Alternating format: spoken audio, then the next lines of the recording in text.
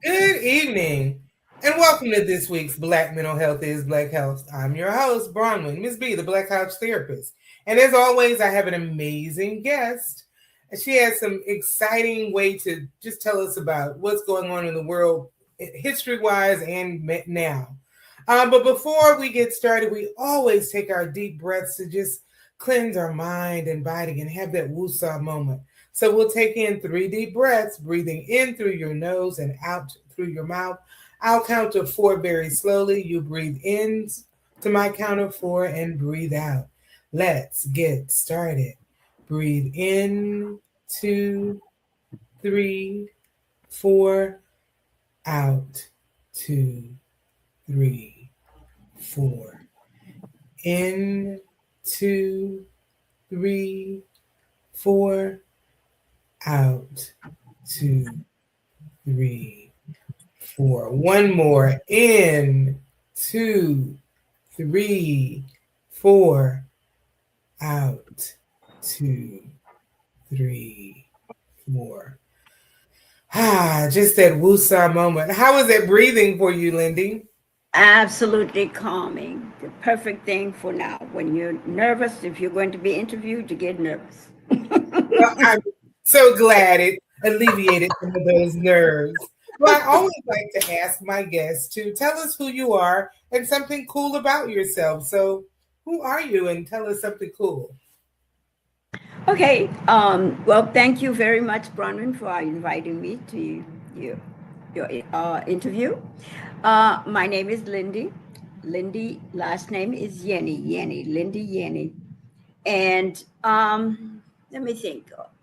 The cool thing about me, I guess, would be I love creative spaces, and my favorite creativity, of course, is dance, and specifically African, and even more specifically South African dance, and theater in general, acting, and writing. Um, Thank you. That and I do sing a little as well. Yes, you are just a multi-talented person. Your creativity is amazing. And we're going to talk about that. But I want to talk about something different starting out, and that is apartheid. I understand that when you were a young child, you actually lived in South Africa during the apartheid regime. And we all know that forms of apartheid are still, throughout the world, America and other places right now. But you True. grew up there, and a lot of people don't really understand, or that was a long time ago, that was history. What can you tell us about being a child growing up in South Africa during that apartheid? So I'm going to be totally honest with you, Bronwyn. I was raised in South Africa for the first 11 years of my now 75 years.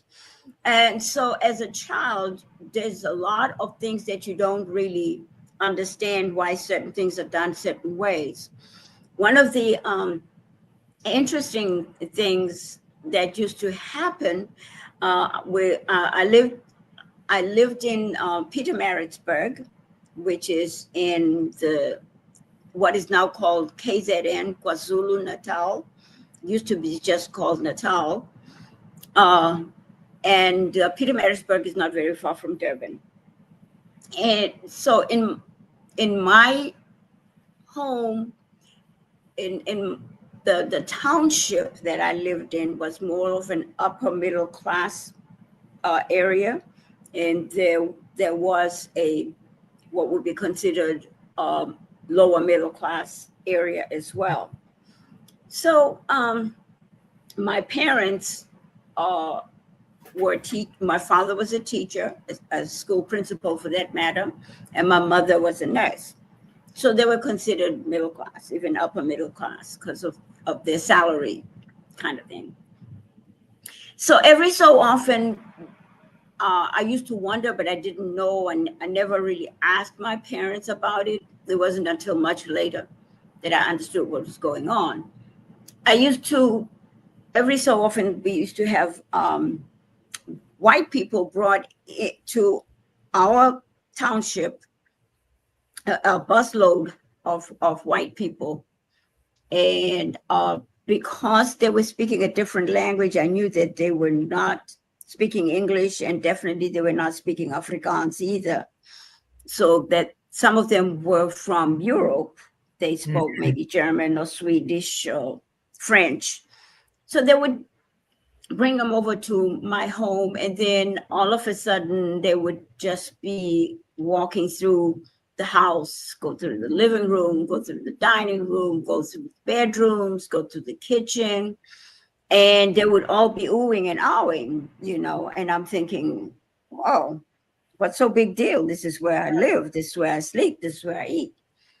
And it wasn't much later that I understood what they were doing. What they were doing is they were bringing these European guests, including some Americans as well, to come and see how well, so to speak, how well South African Blacks live, that they live in nice houses. So look at the yard, look at the front yard, look at the backyard. So we don't know why people keep talking about apartheid is bad, because look at how well our Black people are living. But we were not the average, we were not the average Black, even in our township. And it wasn't until much later. Propaganda for the government. Pardon me? So your family was propaganda for the government. Yes, yeah. And yeah, and it wasn't much later, as I said, that I understood what the deal was. Yeah. And now, one thing that I remember specifically that brought it to me to really understand, brought home what was really going on. We were in a small town. We had been visiting there, and my father wanted to buy himself some shoes. And so we went to the store. He's outside. He saw they've got the kind of shoes that I'm looking for. So me and my two brothers, we went in with him, and he showed the shopkeeper what he was looking for. So he went and got the size for him.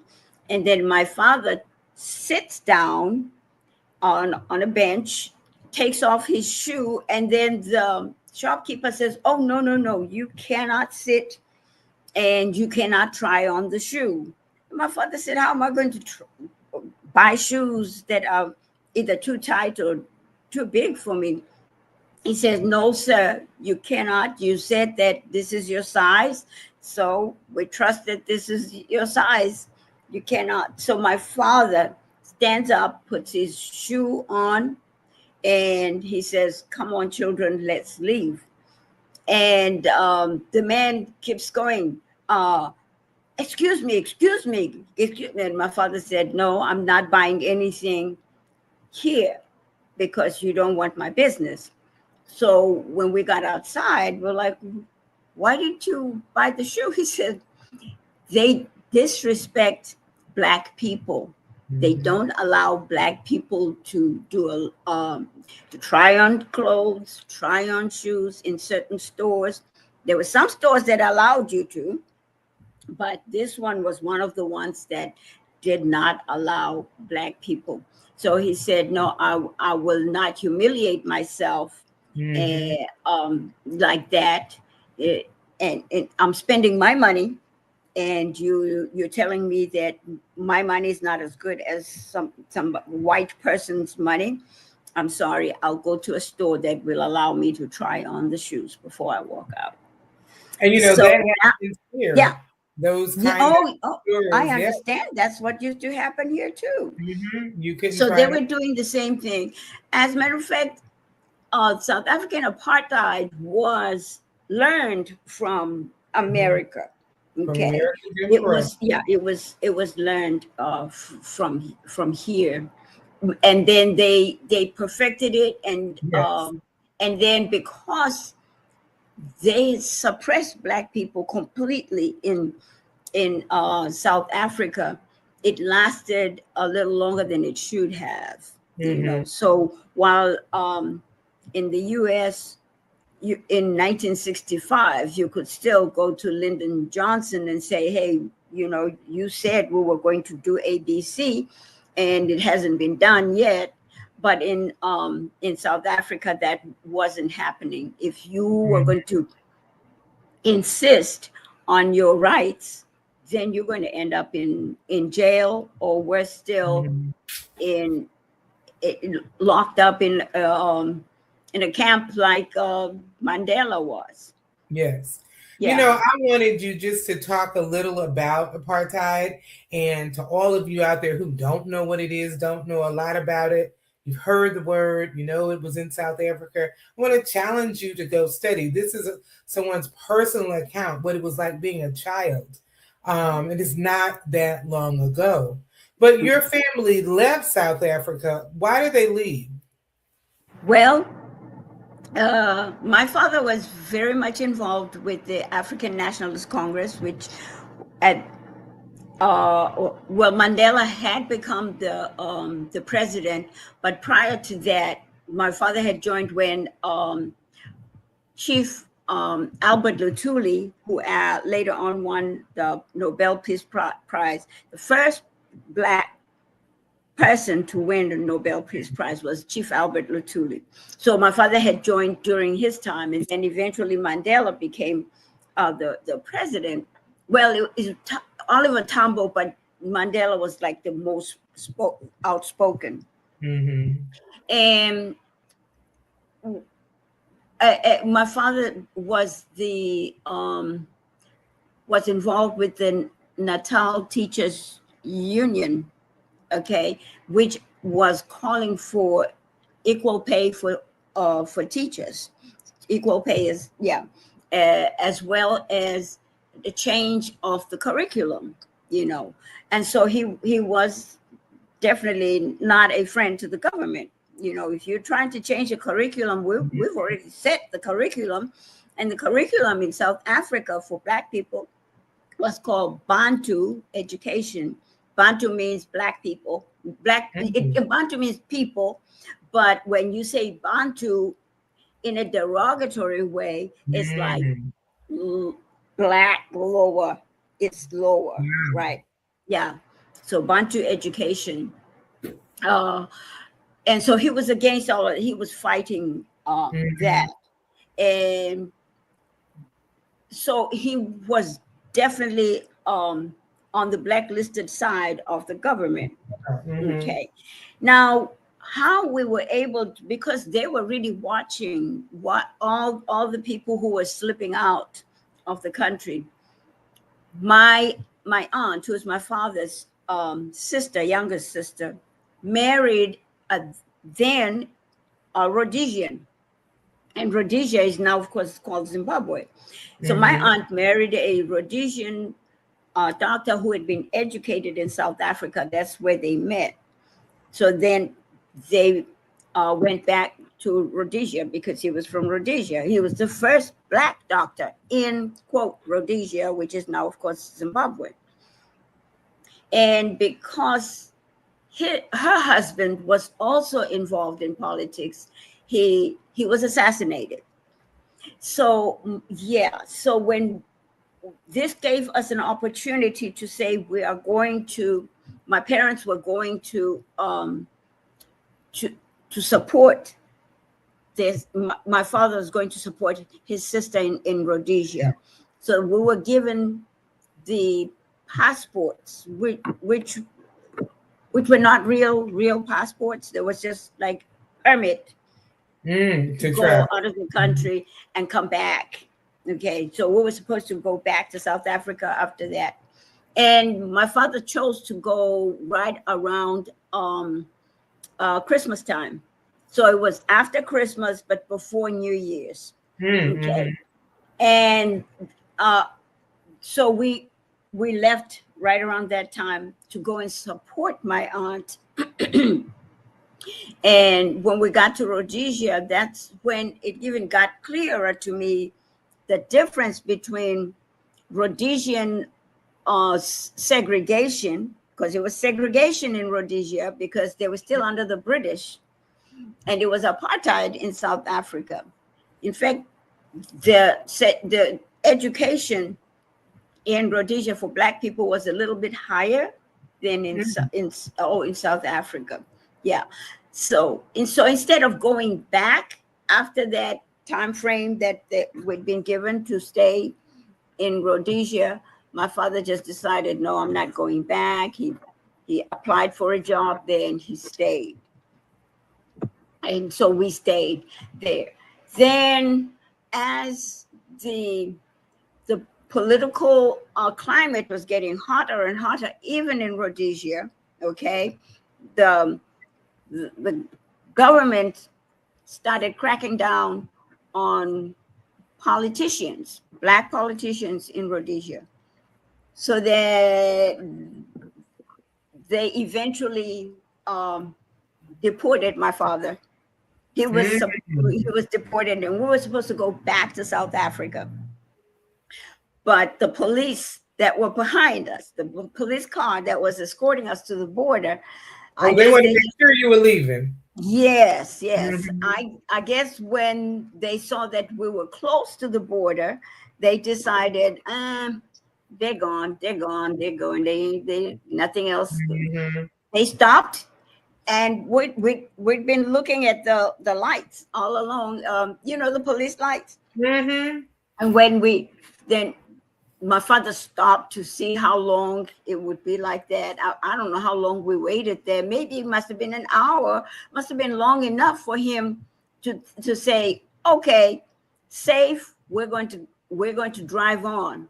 But he doesn't tell us that he's driving to a different country. So then we detoured to go to Zambia, which had just become an independent country. Yeah, so we were there for a couple of years, and then the Chinese government, which was working with the Pan-Africanist Congress, okay, they wanted some teachers to come to China to teach Zulu. So the Pan-Africanist Congress approached my father, even though he was a member of the ANC, the African Nationalist Congress, but because they all went to a university together, they were all friends. There was no animosity, okay? So they gave him the opportunity because he couldn't work in Zambia, because the South African government, when they found out that he was in Zambia, they threatened the Zambian government that they would bomb some of their homes. Oh, yeah. So they didn't give him a government job. So that's when we went to China. So we went to China for a couple of years, and then eventually we were in China during the Cultural Revolution, Mao Zedong's Cultural Revolution. And my father said, no, since schools are shut down, we need to go somewhere where you guys can continue with your education. So we ended up back in Africa. This time we were in Tanzania. So I did my, what is called in the British education system, O-level, ordinary levels. Okay, which is equivalent to 10th grade, okay, in America. And then my mother decided she wanted to try a different country. So she led the way to Uganda, okay, and eventually my father joined us there. But while we were in Uganda, General Idi Amin takes over this coup d'etat. And all this stuff follows me everywhere I go. Hey, you have had some places. Yeah. So, and it was very scary. Can imagine. Because the soldiers were everywhere.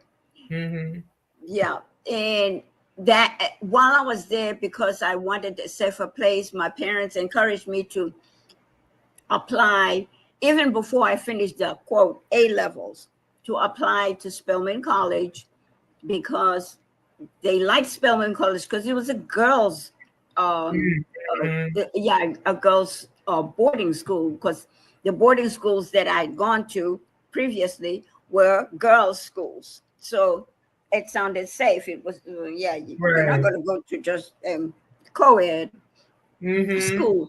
And I got accepted at Spelman, but I got accepted before I finished my A levels. So when I went to the American Embassy to ask to apply for I-20, which is a student visa, okay, they just flat out denied me because they understood that I must be trying to leave Uganda, Mm. So, just to punish And this was because under they Idi got, Amin. yeah, because they got the power. Mhm. But okay, so I stayed on and I finished my A levels. But right after I finished my A levels, with A levels meaning advanced levels of high school. Mhm. So you got 10th grade O levels, 12th grade A levels. So actually, A levels is equivalent to 2 years of college in Right. America. Mm-hmm. Okay. An American doctor was coming back to America, and he put an ad for an au pair. And I didn't know what an au pair was, but my mother knew what it was. I Mm-hmm. said, I don't want to go there as a nanny. My mother said, you want to go to America, don't you? I said, yeah. So I went for the interview, and lo and behold, I got it. I got the job. So I came with them, and guess only to find out that the city they were going to, I never even asked, what city are you going to? But when we're about to leave, I'm like, what city are you going to? They said Atlanta. I said, that's It where, was yeah, meant for you to be in that. yes, yeah. So they gave me the freedom to attend college while I was taking care of their two young kids. And eventually during the summers and stuff like that, we would the foreign students, we would just go to different places. Let's go see what's going on outside of Georgia, Atlanta. Mm-hmm. And we made it to Houston um, one year, and I just kind of like Houston. So eventually, when I was done with Spelman, I came here to Houston, Texas. That's how I got to Houston. A long way from South Africa with many stops. You have traveled and lived all over the world. I have a Yeah. question about Black women and women of color. How do you see Mhm. women of color treated in the different countries? They're feared. That's all I can. That's the Mm. first thing I can say. They are feared because Black women know how to survive. Okay, Mm-hmm. that we are creative as to, you can see the way it's clear with African Americans, the dishes that African Americans came up with here in America were not dishes that would have been average. You got ham hocks, you got Mm. um, um, name some of the dishes that you do that because Chitlins. I had this conversation with someone yesterday that what makes Black women so strong, you can, whatever you give us, we're going to thrive in it. So when it comes to the pig, there's this thing you can use everything from the pig, from the rooter to the tutor, meaning there you every go. part of the pig. And that's part of Every that ex, creativity. And it's like, well, this is all you're going to give me? Okay, I will thrive anyway. in it, exactly. So from a political standpoint and from oppression yes, we hold the family up. Mm-hmm. uh so we are oppressed also by our men who with their own insecurities. Mm-hmm. Okay, our own Black men who have their own insecurities, they try to oppress us. um as much as I like Nelson Mandela, I love him and I respect him. Uh, when when Winnie Mandela was accused of having killed that young man, okay, Mhm. the person who should have really stood up for her would have been Nelson Mandela. She had stood up for him the Mhm. whole 27 years he was in prison. Okay, so it's that kind of struggle. What the same perspective that Christian men look at a woman as less than Mhm. uh, the man. We always have to be submissive to the man, um, and therefore it doesn't help when the woman has a different, most of the time, better perspective than they do.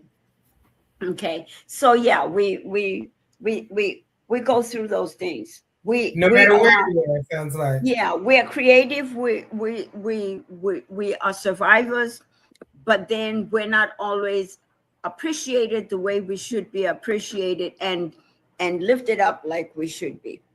Mm. And that's throughout the world. That is so interesting. We have about 3 minutes left.